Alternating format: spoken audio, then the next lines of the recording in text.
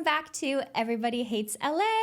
I have the beautiful KJ Rose with me today.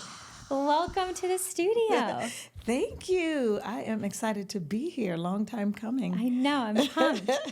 The Rolling Stones, they call you the artist whisperer. You've been on ABC, NBC, Bloomberg. You've worked with the most incredible artists. You've been on stage performing next to Britney Spears, Justin Timberlake, and the list goes on. What drives you? I just don't want to leave this earth without having made like real substantial deposits. Like, I don't want to leave any wins behind. I don't want to leave any gifts behind. I just want to make sure that I have completely exhausted everything I was put here to do, every assignment. And so I think the idea of wasting time or doing something and it didn't count like that unnerves me and also drives me. Yeah, didn't give something 100% perhaps, didn't go all of the way, took a new job, put their, I don't know, album out there or song out there, but didn't bring it in full force. Yeah. Has it always been like that for you? Because that's a courageous thing. I think someone called me like the ultimate maximizer, my friend Tyree. Because even in the way I stack my days, I think it's a microcosm of like how I move. But growing up, I had such a stage fright, which nobody really believes, but there was like this adverse reaction that my body would have to doing anything solo. You know, I was great in the cheerleading squad. I was great with the choir, but when it came to being this orator that had to stand in the middle of the stage or singing a solo, I was just like, I would be sick. And so I think it was my drive to overcome that, to outrun that. And then I learned very early that my superpower, that my very special force is tenacity and persistence, because most of my jobs have not come from someone saying, you have so much talent, let us hire you. It's normally like, how do we get her off the call sheet? Or I'm just showing up, like I'm in the lobby, you coming in, you coming down, or I'm coming up. Yeah. It's always been this forceful entry that I've had, that I think it's just kind of part of my DNA, that when someone has the door open, I was like, let me out. And they were like, it's wide open. So I am unlearning this forceful entry, because that can often be exhausting. But I just know that you may have, the talent of, a million great singers or performers.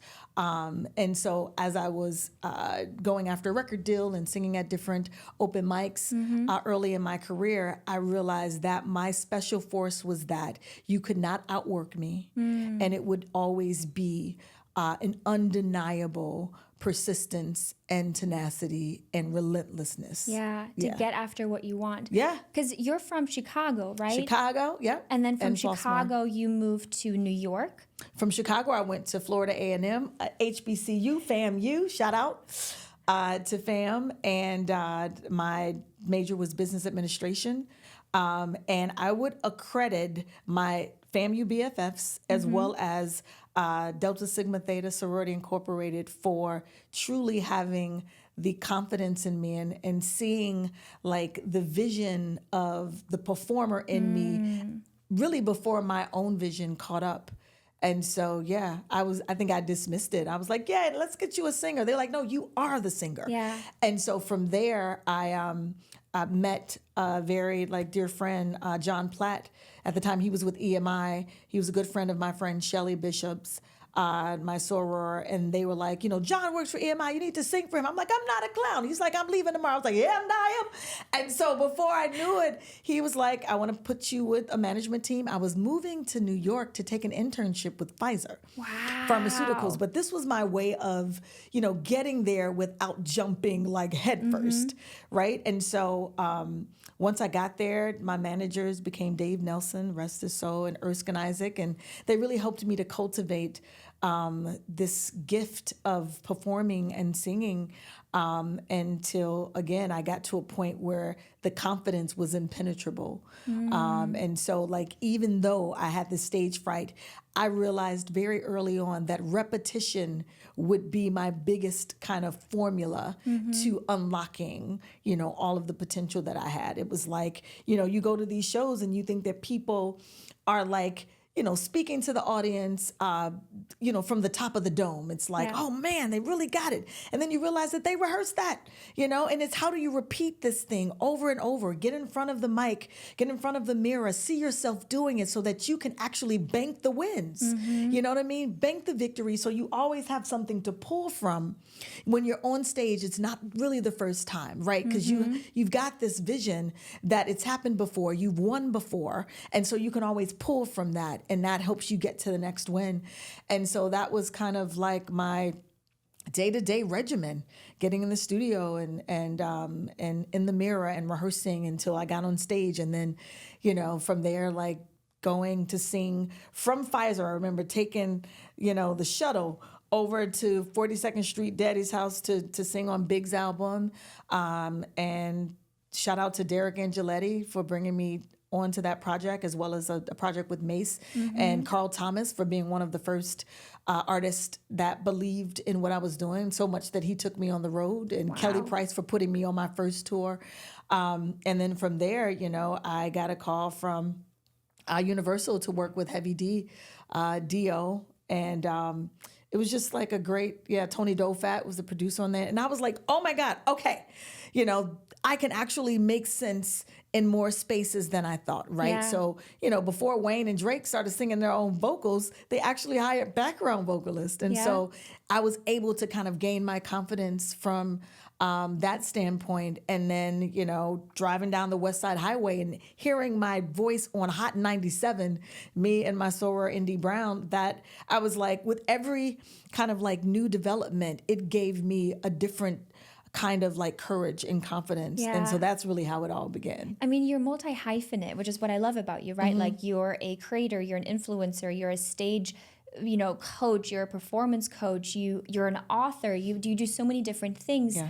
And even back then, you didn't just define yourself by one role or one being or one environment. You've continued to explore all of these other spaces that felt right for you. I don't, initially I think that, you had to diversify, as an up and coming writer and singer. It's like, and then my day job, whether it was working for Clive Davis at J Records or working at Sundance TV, it was, I just wanted to make sure that I totally investigated kind of everything that was available so that I wasn't dependent on one thing, right? But then moving, I remember coming to LA and sitting down with a friend now, Devon Franklin, and he was like, what do you want to do? I was like, I'm a host, I'm a singer, I'm a da-da. And he was like, well, when would someone know to call you? Like if you're all these things, and not that they can't all exist, but how do you streamline them so that at least people know like exactly why they're calling you? And I was like, what, performance direction, and I knew that I had been tap dancing for a very long time, trying to get people to listen to my demo, and that had become exhausting. And I was like, I think I want to try being on the service business where I am making an offering, So when I moved to LA, people were like, oh, you're here to have your big break. I'm like, I'm the big break. I've already won. New York has given me everything I need to just get here. And I'm not asking permission to do it. Like, it's happening. Yeah. I'm winning, and I'm really offering you a segment, a portion of this win. And so, it was, it's been a great journey. I love that you just like knocked the door down and just told everybody like, I'm here and I'm a winner. And it may look different than what other people have expected, but also again, you are defining this new role for yourself, this new stage. Did that come easy for you though, right? Because you've always been a performer, right? In some kind of capacity. Yeah. You've always kind of had that gift, obviously being a singer and having your own record as a part of that. Yeah. But what gave you clarity to know what you want? Right. I think I was kicked into clarity. Like I can't say that I had this, this high idea of what it should look like. I think there were just moments where I'm just like, what are you going to do? Like, what does it look like for you? So even, working for Clive Davis and in that moment, I'm going to, everyone's office and playing my music, Larry Jackson and John, and just like, they liked the music, but it was a lot going on. I hadn't really been able to kind of like break through in that way. And so when one of the marketing executives, Carolyn Williams, was like, hey, we love your stage presence. We love the way you perform. Can you, coach some of our artists? And so at that moment, I had to figure out how I was going to resolve my artistry, right? Because it's filled with many different kind of layers and verticals.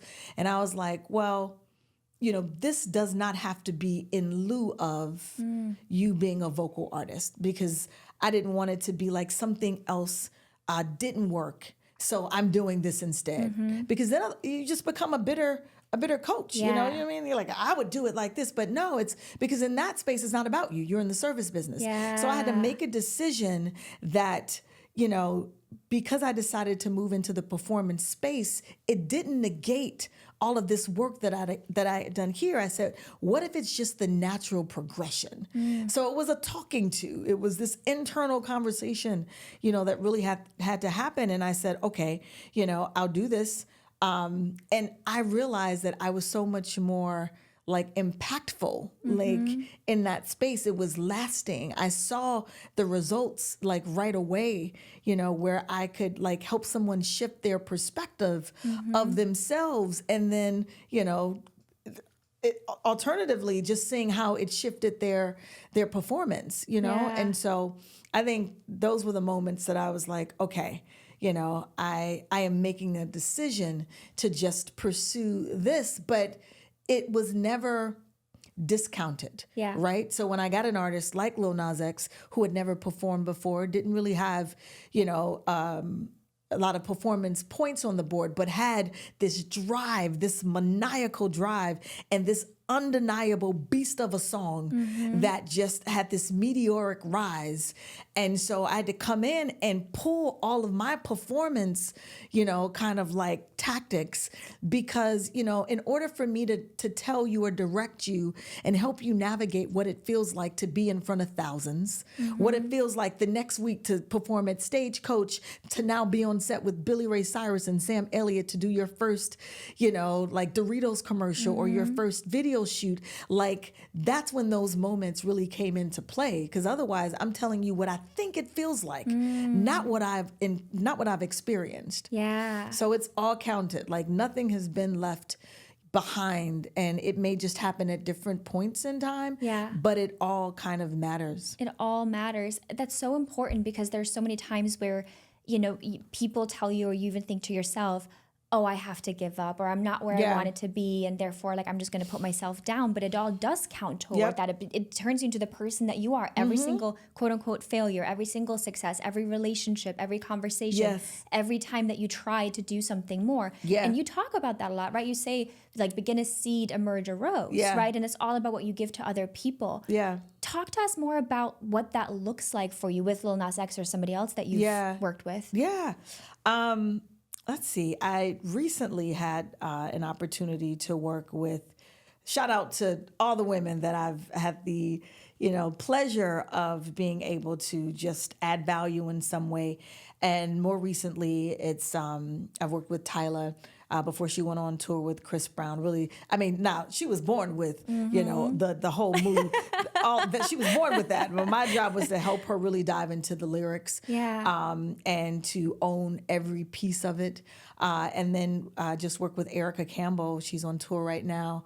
And that work was, let's kind of dive into like the narrative of these songs so that you are completely invested in every word, right? So no word is being left behind. When you're moving, back and forth, you're only pushing the narrative forward, And, even more recent with Andra Day on the Super Bowl performance, Lift Every Voice and Sing. And I got a call from Felicia and Shanae and Aisha, who are all part of her team, who just believed that, you know, our time together could be beneficial for her. And so, you know, one of the things that I wanted to make sure that we really covered was understanding how many times this song has been sang. And so now let's dig into your why. You know, and what she said was, this is my ministry. You know, like I wanted to revive people. I wanted to feel like a revival.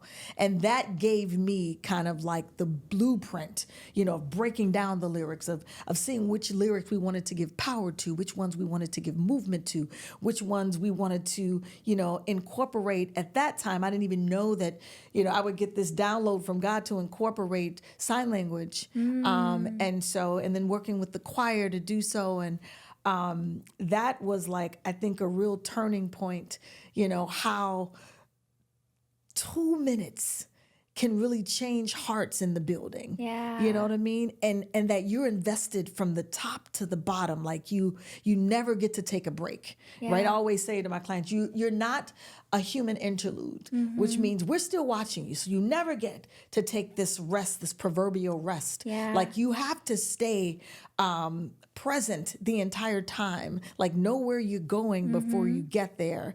And how do we make sure? And so oftentimes people say, okay, you're a movement coach, but I often say that if you believe in the lyrics, you know, I pounce beforehand, I pounce during, and then I've got to let you go, right? So even if, you know, there was a move that we decided that in the moment you did not, you know, you didn't do, I'm like, my job is to give you strong suggestions and energy until your own catches up. Yeah. Right? And when your believability catches up with you, that will inform your move. And that has nothing to do with me.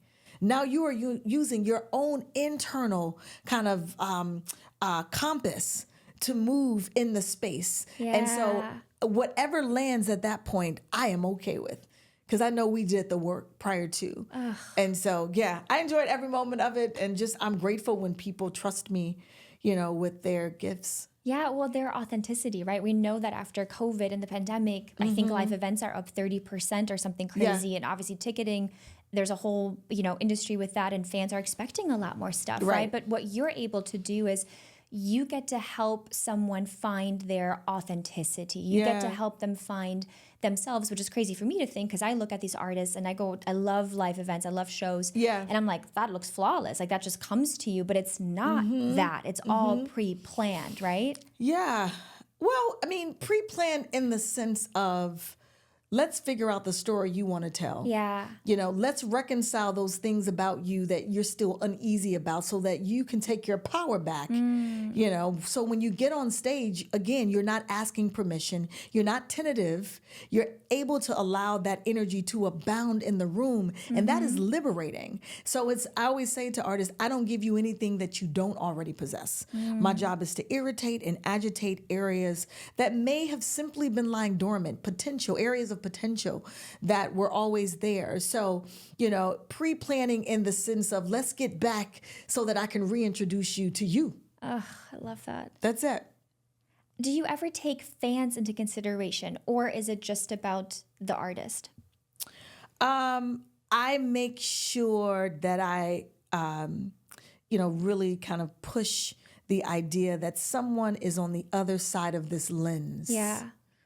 That is hanging on to your every word, right? And so then, you know, if we're not live, then we lose one layer of the connectivity, which means you've got to shoot beyond it. And then when we are kind of in a live situation, always say, you know, let's imagine that the first couple of rows of the audience is hearing impaired, which means that their stronger sense is their vision. So how do you make sure that they feel included in the story if they can't hear the story, right? So that is, you make the moves, you know, count with the lyrics. Yeah. And then let's look at the next few rows, and they are all visually impaired. So how do you make sure that from an audio standpoint, that it is clear, that it is that they feel included? And so, yes, I always consider the audience, you know, because I want people to be able to, I want them to be able to recruit ambassadors. Yeah. You know, like, let's say you've got new people in the building. They've never heard, you know, the song before. Like, and you may do something that doesn't hit with everybody in terms of like putting out a track or putting out music. But when they sign and they believe in what you're doing, they'll be there forever. You know what I mean? So it's always like, how do you transcend in a way that carries people with you? And how do you speak to them and not at them, right? Which is something that you do a lot with your group. It's interesting because even 2016, Drake came out with Views, I think, and I went to his concert and I was like on the floor, I was mesmerized. And the one thing I took away, I don't remember anything except that he introduced himself. He walked on stage and he was like, mind you, it's sold out, and he's like, "Hi, I'm Drake." And I was like, what is happening? But something that small. Yes. Because there were families there. There were moms there that probably didn't know who he was, right? And just, I don't know, for me, that just stood out a lot. Yeah. I say that often. I think because you get caught in just kind of like the routine of coming out and just singing this song, because you do it all the time. Yeah. But it's like, I want you to think about it as if you are entering someone's home, someone's space, or someone is entering your home. It is a welcome that must take place, you know, and it's a conversation before it's a song. So I think when I strip my artist of like cadence, of rhythm, of, you know, of choreography, let's get back to the conversation of the words, and let's figure out what you've subscribed to in this conversation and what you've just gone along with. And so I've had artists that have, like, you know, cried in the moment because they hear what they're saying and they're like, oh, is this what I want to say? Or they've edited themselves, you know? And so, in that moment, it is all about the conversation before it's a song. Yeah. I feel like you have to add therapist to your... No, I would never take that from someone that is highly skilled. No. But I do have to make sure that that I release my ego before walking into the room, because it's not about what I think it should be. You know, I have a set of tools that I am often sharpening and customizing based on what the need is. So, you know, the tools that I would use for, you know, a Polo G are not the same tools that I would use for the Lumineers. You know, the tools I would use for a Saweety would not be the same tools I would use for, you know, 24K Golden. You know, so it is... I have to make sure that I stay hungry. Like, I just don't want to get left behind with information, you know? So I'm always just kind of taking in performances and watching how people move. And I've taken motion capturing classes because I was able to do some work with Roblox, first with Lil Nas, and then with 24K Golden. But in that moment, like, his entire kind of narrative was about him fighting his arch nemesis, which is himself. And so for the sake of time, I had to become this avatar. And I was like, wait, this must be another check. What is this? And so they told me, you're a motion capturing artist. And so I took classes, you know, just so I could understand the body type, the endo, the mezzo, you know, and that I can now move like a... I don't know, like a tiger, as much as I can move like a rhino. And how do you tell that story when no sound is involved, right? And so how do I help a BB Rexa, you know, with her Roblox performance, you know, when there's no audience there? You have to create this imaginary world. And so, I had a blast, like, working with Saweety, helping her with her Super Bowl commercial. And so, I'm always hungry, and I'm trying to stay inquisitive so that I can continue to be useful and effective. And of service, right? Channeling your power. Service, friend. I love that. It is that. a service business, you know, for me. And so, you know, I realize that I am constantly, like, engaging and disengaging, like, which is heavy on the heart, you know, because it's like, when the assignment is over, you got to know when to go, you know, so that you can reframe, that you can refuel, you know. And so I am learning, I have the spiritual coach, shout out to Coach Sheffield, who was like, I need you to, for the next 15 days, find ways to love on yourself. Right? And I was like, I love myself. What are you talking about? And he was like, just do something every day. And like, it would be as simple as, today I think I'll put sheets on the bed, right? Because I would be so busy doing everything that I just throw one comforter on there and I was like, serve your future self. Or today I'm going to say no to this thing because I don't feel well. But that's like, it's a foregone conclusion for most, but it's not for me. Or like write yourself a love letter. I love when you do this. And even when you fall short, I love that you forgive yourself and that you give yourself grace. I love how you are as a friend, and that like, it is so freeing. And it just kind of lifted this weight, of like constantly judging yourself. Did I do that right? Did I offend this person? How do I make it right? And being misinterpreted. Like, how do you move in that and not like convict yourself? Because I am quick to indict myself before I indict you, And so it is, that is the work that I have to do for myself and constantly finding ways to, because you can't serve the next person if you're carrying the load from the last person. Yeah. Recently, I've been learning, like, I am not responsible for how other people feel about me or their perception about me. And, very mature. I have lived most of my life feeling like I was responsible for the relationships that I had with people and how you felt about our friendship, let's say. Yeah.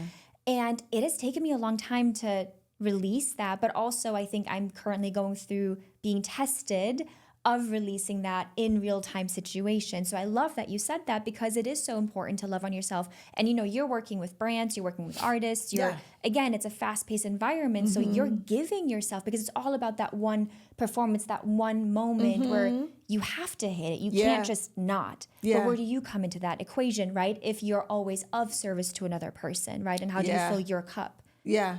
Well, I've learned that I cannot deplete the primary source. So the I think kind of lesson that I got from doing something every day to love on myself was that it's about creating the overflow.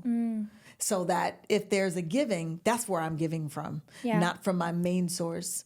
And just and it's a constant decision that has to be made every day. Yeah.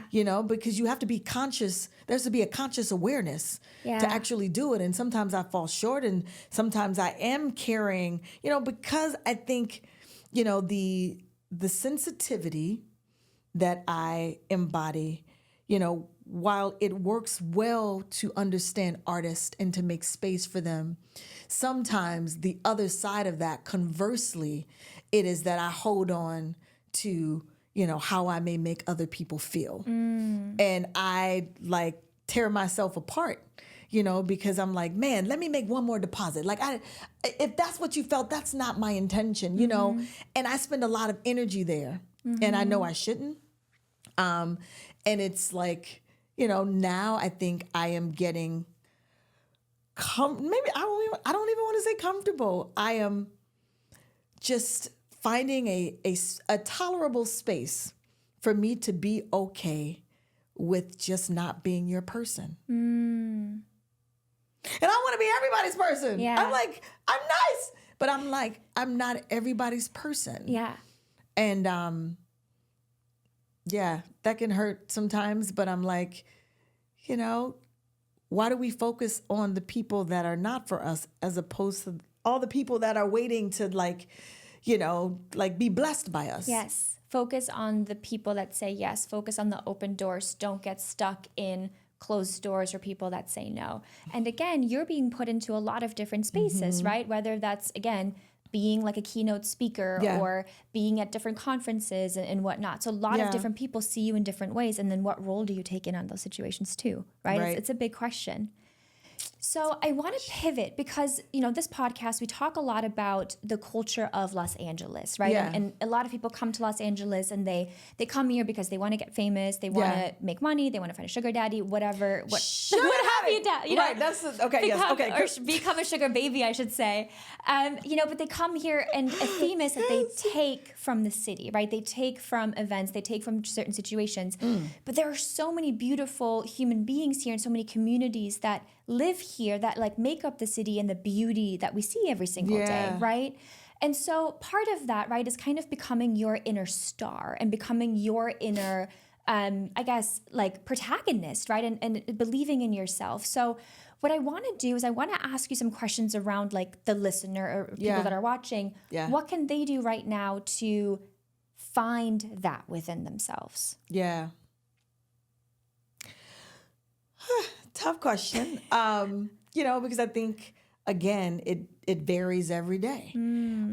So for me, when I am heavy, uncertain, there's something about hiking. Find the things that bring you joy. Like sometimes you have to kind of predetermine, I don't even know the word I'm looking for, but you have to bank some things, some joyous things that when the moments come that don't make you feel good, you know exactly where to go. I know that hiking, once I get to the top, I pray and then there's a release that happens for me. I know that when I go after a hard day and I have crab legs and I sit at the bar and I am eating my snow crab legs, like when I'm done, like, cause now I am thinking about the entire day, what I did, what I could have done differently. And then I don't know if there's some sort of like symbolism with like cracking and like, It's like one of those, what are the rooms where you like have a hammer? Yes, I don't know if it's that, but I like feel so much better. So I know the things, whether it's, calling my family and, I miss them or, rallying my girls here. Let's just go and I don't want to think and, being around people that kind of allow you the room when you don't feel good that day to just be, and, they have no expectations. There's no, judgment. And yeah, I remember I was telling my friend Nikki, I was like, I think that, her feelings were hurt because I didn't da. And she was just like, you are a person that can only hold space for one assignment, one client at a time. And she was like, you're like the sun. And the sun is intense. You can't move the sun. And I was like, you cannot move the sun. The sun is intense. And so I was just like, so people that empower you in that way, And so I'm grateful for that. So another way that I am able to kind of, empower, encourage, inspire, motivate, myself is, I have started now just going to places just to dance. Like that is my praise, Yeah. And so you've got some moves too. Yeah. I mean, I have a few moves, listening to my gospel music, listening to my Erica Campbell, Feel All Right, and thank you. And so, when I'm done with those things, then I have figured out a way to get myself back, because I think we hang on to, the new jobs, the opportunities, the great news to then like get us back to, I'm good, to get us back to the center. Yeah. But we got to find ways to get ourselves back to center so that whatever good news comes after that, it is a bonus. Yeah. You know what I mean? You're moving in bonus territory. You were good before the call. Yeah. You will be good after the call. Yeah. And so in the extreme highs and the extreme lows, how do you make sure that you can come back to a balance for yourself?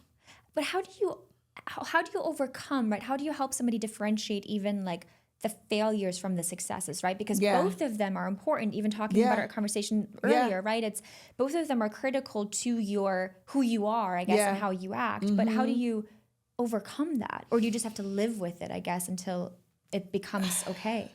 I think you have to sit in the emotion of it because, their tactics is to just overcome, like, I'm good, but you will revisit if you didn't do the work, to like get through. Why am I feeling like this? What could I have done differently? Where was I in the space when I made that decision? Do I forgive myself? All those things are necessary to move on, to then be able to count it towards, even being elevated, in the next moment, And so I think the overcoming is the pushing through the feelings of the challenges, because you can't escape it. You can't circumvent, that feeling that comes with thinking that it's a failure, because at the time it appears like a failure, but then you find out most times the no was you were saved. It's like the failing was actually your savior, covering you in the moment. And so, another thing I've learned, because I think failures are relative. And so in the moment where I remember we were on set with Lil Nas, and at the same time I got a call that, my home had been robbed, and, and so I am like bawling on the side of the road in the desert, but then I also see them taking Lil Nas back to set. And so I got on my shades, I'm still crying, but I'm like, the idea of losing twice for me unnerves me. It is unsettling, right? So to lose my stuff and then to lose the moment to show up for him. Yeah. I'm like, I can't do that, right? But at the end of the day, what I realized was that I had to be kicked out of that spot. God knew I would never return, and I needed a bigger spot to withstand the pandemic. Yeah. It was right before the pandemic, and I feel like maybe if I listened a little sooner, I wouldn't have to have these hardcore, moments where I'm just like, like I'm trying to like regain, my ability to breathe. And so, I just always try to look for the moment after, recovering, because if you don't recover, if you don't put in some tools to recover quick, then you miss the moment, you miss the blessing in the next moment. I love that. I wish I had my notebook right here just to take notes. I mean, it's the next moment. It's the recovery. It's making sure what matters, having a perspective shift, right? Because you might think something, right, going back to practicing. The first time you're going through it, it might be a challenge, but challenges are meant to be overcome. Right? It's not a struggle. It's not identification of it. It's let me go through this again, and maybe next time I'll do better, or I won't. And you know what? I'm going to be graceful with myself, and I'm going to love myself through it regardless. Be graceful with myself. You are amazing and so great and so valuable. As we're wrapping up, is there anything you want to leave us with? Any advice, thoughts, another beautiful story? Let's see. I just like to say that, find your own kind of backdrop, or, create your own story of what showing up looks like for you, without comparing yourself to other people. What does showing up feel like? And most of my jobs have not, again, come from someone saying I had all this talent. Most times it is physically showing up, but how do you show up for yourself before you ask other people to pre-approve you? Before you ask others to approve you, how do you pre-approve yourself, right? So finding ways to show up, acknowledging that what you do is very unique. No one can duplicate it. You know what I mean? Like there is something special about what you do. And when you know that, you move differently. Find a way to embrace your force. What is that thing about you that cannot be negotiated, that you will go toe to toe every single time, right? It can't be hijacked. That thing for me is radical presence and extreme kinetic energy. It's like, I know that's how I was born. I was qualified, to run this race and to move in this assignment because, this is what I've been given. And then understanding how to seize your power. like create things, power chants. That's how I've learned how to seize my power, because you can like enter moments that, are just, it's new territory or gives you a little bit of trepidation, and if you're on this consistent climb, you will always find yourself in spaces that there may just be a little discomfort until you get good at it.